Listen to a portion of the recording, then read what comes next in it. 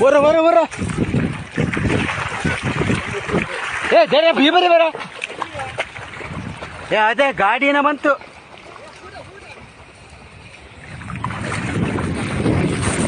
ಹೋಗ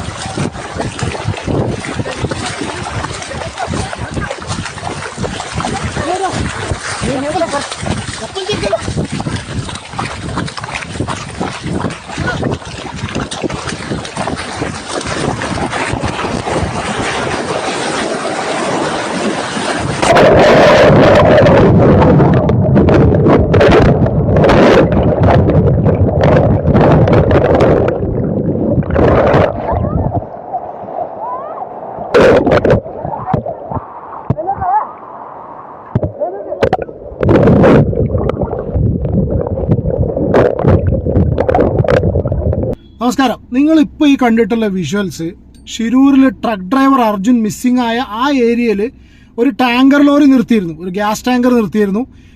ന്യൂസിലും പല എനിക്ക് തോന്നുന്നു കന്നഡയിലുള്ള ന്യൂസിലൊക്കെ കുറച്ച് മുന്നേ തന്നെ വന്നിട്ടുണ്ട്. നമ്മുടെ ന്യൂസ് ചാനൽസ് ഇന്നൊക്കെയാണ് ഇപ്പോൾ ലേറ്റസ്റ്റ് ആയിട്ടാണ് ഇതിനെക്കുറിച്ചൊക്കെ റിപ്പോർട്ടും കാര്യങ്ങളൊക്കെ വന്നിട്ടുള്ളത്. കുറേ ഈ ഫേസ്ബുക്കിൽ നോക്കിക്കഴിഞ്ഞാൽ അവരുടെ കന്നഡിക ഇതിൽ ഒരുപാട് കുറേ ഫേസ്ബുക്ക് പേജസിൽ അവിടെയും ഇവിടെയൊക്കെ ഒരുപാട് നിങ്ങൾ സെർച്ച് ചെയ്ത് നോക്കി കഴിഞ്ഞാൽ തന്നെ കാണാം.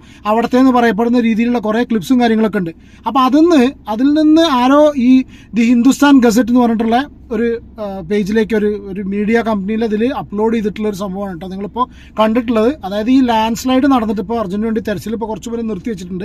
ഈ ലാൻഡ് സ്ലൈഡ് നടന്നതിൻ്റെ അവിടെ ഒരുപാട് പേര് ഇങ്ങനെ പറഞ്ഞിരുന്നു, ഈ അവിടെ ഒരു ഗ്യാസ് ടാങ്കർ ഉണ്ടായിരുന്നു, ആ ടാങ്കർ പൊട്ടിത്തെറിക്കുന്ന ഒരു സിറ്റുവേഷൻ ഉണ്ടായി എന്ന് പറഞ്ഞു കേട്ടിരുന്നു.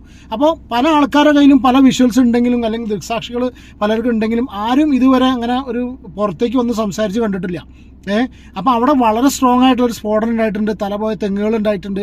അങ്ങനത്തെ പല ഇൻഫർമേഷനും പല ആൾക്കാരും ഈ ഇപ്പോൾ നമ്മൾ മലയാളം ന്യൂസ് ചാനൽസിൽ കാണുന്ന പോലെയല്ല, അവിടെ പല കാര്യങ്ങളും ഈ ന്യൂസ് ചാനൽസിന് പോലും കിട്ടിയിട്ടില്ല.